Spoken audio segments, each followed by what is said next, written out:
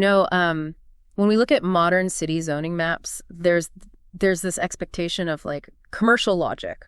Oh, absolutely. The prime real estate, like the absolute center of town, it almost always goes to the highest bidder, big corporations or the seats of government. Yeah, power and capital claim the center. I mean, we map our cities around what we value most. Right. But then you open up this ancient blueprint from the book of Ezekiel, and suddenly that whole commercial zoning logic is turned completely upside down. We're looking at a real estate map that is, honestly, it's radical. Very much so. So welcome to the deep dive.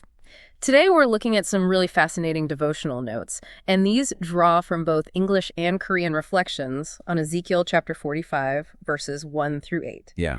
And the mission today is to take this 2,500-year-old real estate map and see how it completely reframes something that, frankly, causes massive anxiety today. Oh, yeah, tithing and offerings. Exactly. It is quite the leap, going from ancient land allotments to modern financial stress. But the connection these sources make is incredibly sharp. Because to understand the true nature of giving, we first have to look at how Israel was instructed to divide their land. Right. So the text describes God commanding Israel to set apart this a holy district. And the measurements are highly specific. It's 25,000 by 20,000 cubits. Yeah, and for context, a cubit is about 1.5 feet. Okay, so that's huge. Right, so we are talking about a massive chunk of land, roughly 7 miles wide. Wow. That basically a space the size of Manhattan, and it's set directly in the middle of the nation. The size of Manhattan. Yeah. And the layout of that Manhattan-sized district is what's really striking here. The sanctuary, so the most holy place, sits at the dead center, and it's surrounded by the priests and the Levites. And what about the prince, like the political ruler? Well, he receives land on the far eastern and western edges. Which is so interesting because the text explicitly says, this is so the prince will no more oppress my people. Right. So, okay, let's unpack this. It's like a divine city planner designed a map where God is geographically centered, and the politicians are intentionally placed on the margins so they just can't monopolize power. Exactly. What's fascinating here is that it's a physical mechanism for preventing monopoly. Oh, I see.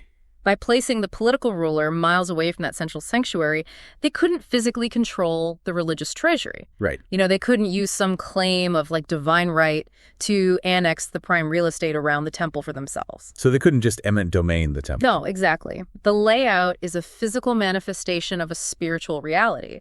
It establishes a society where justice flows outward from the center rather than, hoarding power in the middle. Right. So the map prevents political greed.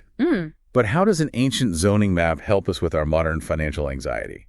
Because the sources bridge that gap by looking at just a single Hebrew word in verse 1. Yes. The Hebrew word used for set apart in this context is teruma. Teruma, yeah. And it translates to an offering, a contribution, or a portion presented to God. I have to be honest, though, when I read a mandate to give up a massive Manhattan-sized chunk of prime real estate, my modern brain just sees a divine property tax. Oh, sure. It feels like a heavy obligation, just another bill to pay. It absolutely looks like a tax at first glance.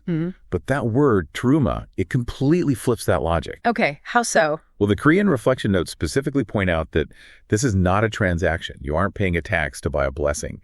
It's the act of taking a portion of a pre-existing gift, like the land or your life or your daily provision, and dedicating it back. Oh, wow. So here's where it gets really interesting. At first glance, a mandate to give up land feels like a tax. But it's actually more like acknowledging who holds the deed to the estate we're already living on. Yes. If we connect this to the bigger picture, it changes the entire posture of giving. Yeah. Because if the land was already given to them as an inheritance, well, teruma frames giving as a privilege of grace. Yeah. It shifts giving from a burdensome obligation into an act of profound gratitude. Right. But we've all been there, right? You're staring at your budget at the end of the month, feeling that tight grip in your chest. Oh, yeah. Just wondering what you can actually afford to give away. And the sources point out that YouTube videos with titles like, "Do Christians really have to tithe and give offerings?" Right. They receive massive view counts.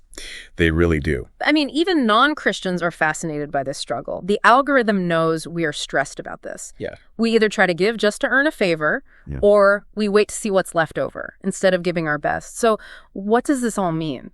If this is supposed to be a joy, why do we still aggressively click on videos looking for loopholes to get out of it? Well, this raises an important question about human nature. The author of these notes actually includes a prayer at the end that gets right to the root of that tension. They ask to be freed from greed, fear, and the desire to control everything through money.